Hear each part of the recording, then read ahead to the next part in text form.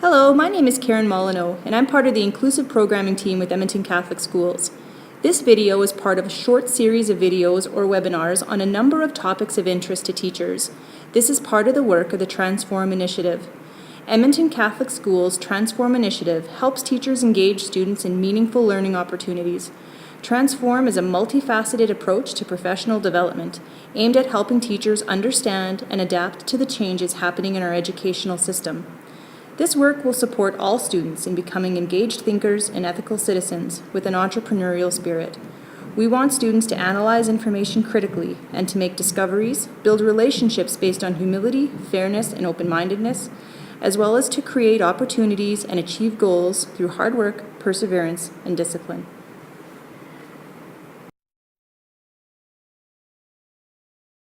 Thank you for viewing this short video.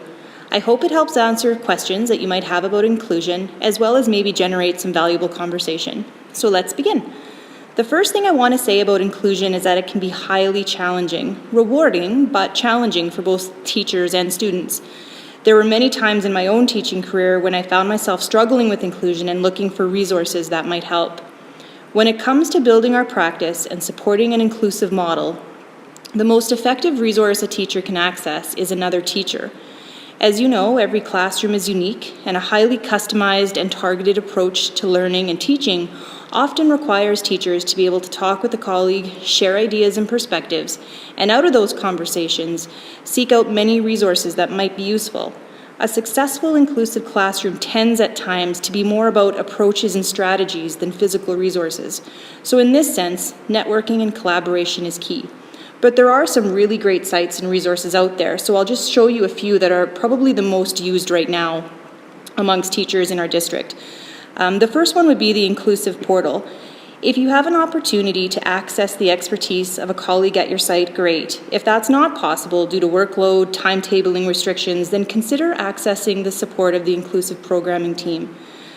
Try not to be put off by the title consultant, first of all. We are here to work with you, to learn from you about the needs of your students, and to collaborate with you on designing programs and strategies that can help your classroom. We do not have all the answers, and like you, we're always learning about the emerging needs of students and exceptional learning needs, but we do have some time to access resources, and together we can generate ideas and approaches that will make teaching and learning easier for everyone. So contact us. We want to be of assistance to you, and we value the opportunity to learn in the process. Ask your principal which inclusive team member is attached to your site, or simply contact any one of us and we can begin the process. This is where you can find our information, as well as a few high-traffic resources that we've accumulated, such as information on IPPs, autism, fetal alcohol spectrum disorder, and working with educational assistants. Check out this site if you have any questions or any needs. If you cannot find what you're looking for, we're just a phone call or an email away, and we'd love to hear from you. The next site is called cast.org. CAST is a really helpful site if you're interested in learning more about universal design for learning.